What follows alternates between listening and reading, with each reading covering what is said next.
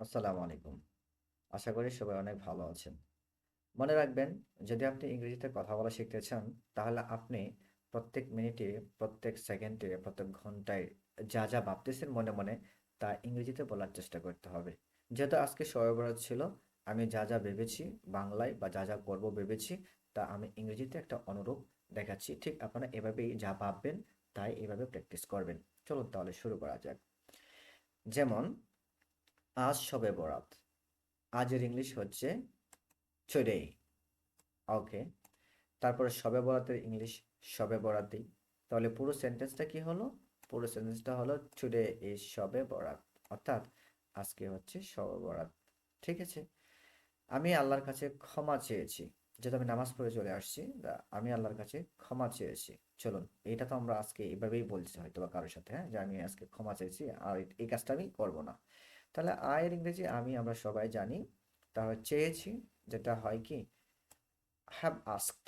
যেহেতু এটা present perfect tense, তাই হ্যাভ আস্কড হয়েছে, আয়ের জন্য হ্যাভ।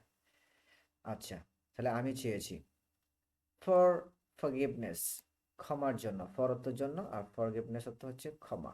তাহলে দুটো মিলে হচ্ছে ক্ষমার জন্য। ফ্রম আল্লাহ, আল্লাহর কাছে। ঠিক আছে? তাহলে পুরো সেন্টেন্সটা কি দাঁড়ালো? I have asked for forgiveness from Allah. এর অর্থ হচ্ছে আমি আল্লাহর কাছে ক্ষমা চেয়েছি। বলুন তো, আপনারা এটা কারো কাছে বলছেন কিনা বা নিজে নিজে ভাবছেন কিনা, হ্যাঁ আমি আজকে আল্লাহর কাছে ক্ষমা চাইছি, আজকে এই কাজটা করবো না। তো এটাই তো আপনি মনে মনে ভাবছেন। এটা কি আপনি ইংরেজিতে বলুন না। এভাবে ইংরেজি শিখতে হয় কিন্তু।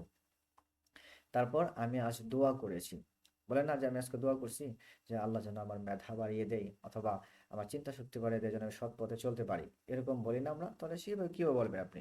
আমি আজ দোয়া করেছি, আর এর জন্য আমি, আর দোয়া করেছি সেটার জন্য মনে রাখবেন হ্যাভ মেড দোয়া, অর্থাৎ দোয়া করা হয়েছে। ঠিক আছে? ওকে। তারপর আমি হ্যাভ মেড দোয়া করেছি। তাহলে পুরো সেন্টেন্সটা কি হলো? আই হ্যাভ মেড দোয়া টুডে, মানে আমি আজকে দোয়া করেছি। এই যে আজ, আজের জন্য আমরা টুডে ইউজ করেছি। রমজান, রমজান এখনো আসেনি। এটা আমরা বলি না যে আজকে শবে বরাত, রমজান এখনো আসেনি আর মাত্র 15 দিন বাকি আছে। তাহলে রমজান এখনো আসেনি কিভাবে বলবো আমরা? রমাদান। রমজান ইংলিশ হচ্ছে রমাদান। হ্যাঁ, এখনো আসেনি, এখনো কোনো কাজ হয়নি, সেটার জন্য ইয়েট ব্যবহার করা হয়। মানে এখনো করতে দেরি আছে বা আসতে দেরি আছে, এটার জন্য ইয়েট ব্যবহার করা হয়। তাহলে হ্যাজ নট কাম ইয়েট, এর অর্থ হচ্ছে এখনো আসেনি। পুরো সেন্টেন্সটা কি দাঁড়ালো? রমাদান হ্যাজ নট কাম ইয়েট, রমাদান মাস বা রমজান এখনো আসেনি। তারপর তারপর হচ্ছে আমি রমজানের জন্য নিজেকে প্রস্তুত করছি। হ্যাঁ, আজকের পর থেকে তো আমরা অনেকেই কেনাকাটা করব রমজান মাসের জন্য, বা নিজেকে প্রস্তুত করব মানসিকভাবে যে আমরা পুরো রোজাটা আমরা ইনশাল্লাহ ভালোভাবে মানে শেষ করব। ঠিক আছে? তো চলুন, প্রস্তুত করা কি হয়? আয় অর্থ আমি, নিজেকে প্রস্তুত করছি। করছি মানে কি, কাজটা এখন আমি করে যাচ্ছি, এটা প্রেজেন্ট কন্টিনিউয়াস টেন্স, মানে এখনো আমি প্রস্তুতি নিচ্ছি। সেজন্য কি হবে? I am preparing myself. ঠিক আছে? ফর রমাদান, রমাদান রমজান মাসের জন্য। পুরো সেন্টেন্সটা কি হলো? I am preparing myself for Ramadan, অর্থাৎ আমি রমজান মাসের জন্য নিজেকে প্রস্তুত করছি। নিজেকে এর ইংলিশটা হচ্ছে মাইসেলফ, এটা রিফ্লেক্সিভ প্রোনাউন। ওকে।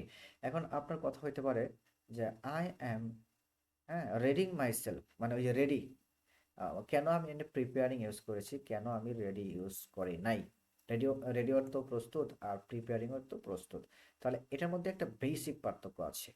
আমি কোন রেডিটা বলছি হয়তো আপনারা বুঝতে পেরেছেন। আমি বলেছি আর এ ডি ওয়াই, রেডি। ঠিক আছে? এই রেডিওর তো প্রস্তুত, আহ, আর এই প্রিপেয়ারিং এর তো প্রস্তুতি, একই একই জিনিস সবাই এরা ভাবে, বাট এখানে একটা বেসিক পার্থক্য আছে। সেটা হচ্ছে প্রিপেয়ারিং হচ্ছে যে কোথাও যাওয়ার জন্য আপনি প্রস্তুতি নিচ্ছেন, জামা কাপড় পরতেছেন, টাকা পয়সা গুছাচ্ছেন, ব্যাগ গুছাচ্ছেন, এটাকে বলা হয় প্রিপেয়ারিং। বাট আপনার প্রিপারেশন শেষ, ব্যাগ ট্যাগ গোছানো শেষ, বাট সব কাজ শেষ, জাস্ট এখন বাসে উঠবেন অথবা গাড়িতে উঠবেন, সেটাকে বলা হয় রেডি। অর্থাৎ পূর্ব প্রস্তুতিমূলক সব কাজ সম্পন্ন হয়ে যাওয়ার পর আপনার কাজটা এখন শুরু হবে, তখন সেটাকে বলে রেডি। ঠিক আছে? যেদিন আমরা প্রথম সেহরি খাবো সেদিন আমরা রেডি রমজান মাসের জন্য বা রোজার জন্য। বাট এখন আমরা কেনাকাটা করতেছি এক মাসের জন্য, বা যা লাগবে রমজান মাসে ইফতারের জন্য, এটাকে বলা হয় প্রিপেয়ারিং। তাহলে আশা করি বুঝতে পেরেছেন দুইটার মধ্যে একটা বেসিক পার্থক্য যে আছে। Thank you so much.